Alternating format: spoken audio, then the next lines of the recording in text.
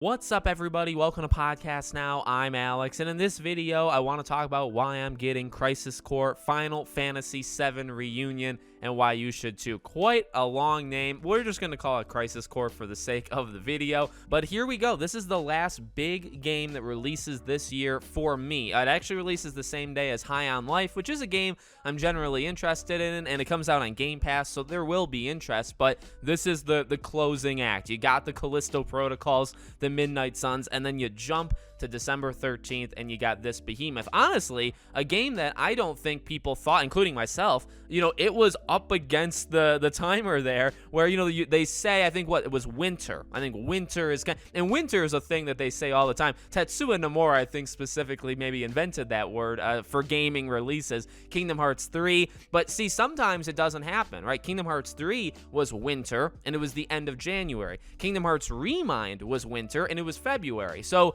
winter does not have to mean December, and this is really the first time in a little bit, that they've actually made that mark. And then we also have, obviously, next year for Rebirth, right, Final Fantasy VII. So that, hopefully, that makes it into December of next year. But here's my story, okay? A lot of these things are just based off of stories, and I hope that's okay by you. But, I'm not the most gigantic Final Fantasy fan of all time. I really jumped in rather recently. I've never, and this could be, blasphemy in the community, I've never played the original Final Fantasy VII. I played 7's remake, and that was really because I watched my sister play the Lightning trilogy, and then I played Final Fantasy 15, and I enjoyed it. I didn't play it all the way through. I started watching cutscenes to just see the story because I really liked the story, and I never finished that either. So it's a completionist problem, basically. But going into Crisis Core, this isn't the first one that I've jumped into day one. Actually, again, Final Fantasy VII Remake, I was like, all right, this is the one. This is the one I'm going into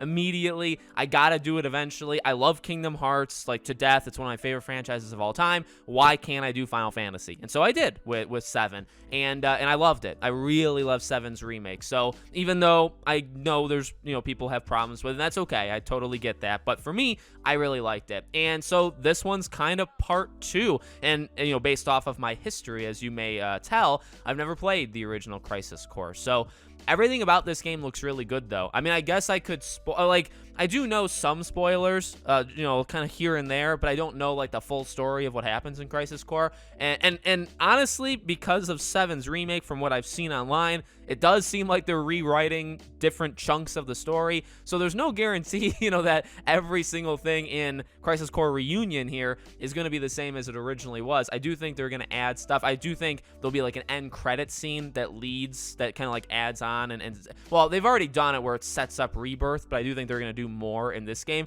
Again, just a thing that they generally do with Kingdom Hearts, with Final Fantasy, stuff like that. But I'm pumped. Visually, it looks incredible. I mean, Final Fantasy games always look really, really good. The colors, the blue. I'm a fan of water, so anything that's that light blue, I'm always a fan of. And then the combat looks fantastic. Zack as a character, I'm excited. I'm excited to play this thing and have it be kind of part 2 to my journey of really getting into Final Fantasy. And it only being $50, right? So it's not a full price thing. That's also a positive. Now, what I've never really understood, and this happens often with games, right? So it's a remaster. It's a remaster, not a remake. But when I look at this game, when I look at Crash Insane Trilogy, which is also considered a remaster and not a remake, I think, is Shadow of Colossus also considered it? There are some weird games that are considered, and they're literally called remaster instead of remakes, but they are way more leaning remakes, and they're more of a remake than many other remakes of games are. So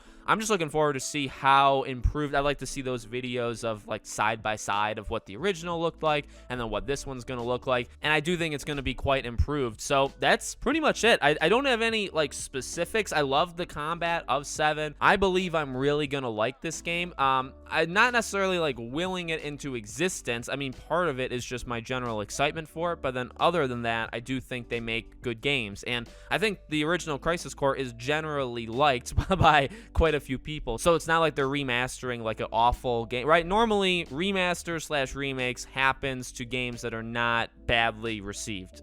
They could maybe have sold bad, but but they couldn't have been looked at as like these are atrocious. You normally don't remake those. You would just make a new one in the franchise or something like that. So I'm looking forward to it. Again, December 13th. I'll have more videos talking about it, as we get closer, and then once the game is out, I'll be reviewing it, all that good stuff on the channel. So let me know what you think. Make sure you guys are subscribed, bell icon turned on so you know when all these videos go up. If you want to follow or support me anywhere else, all my social media is in the description below. Thank you guys for watching, and I'll see you all on the next one.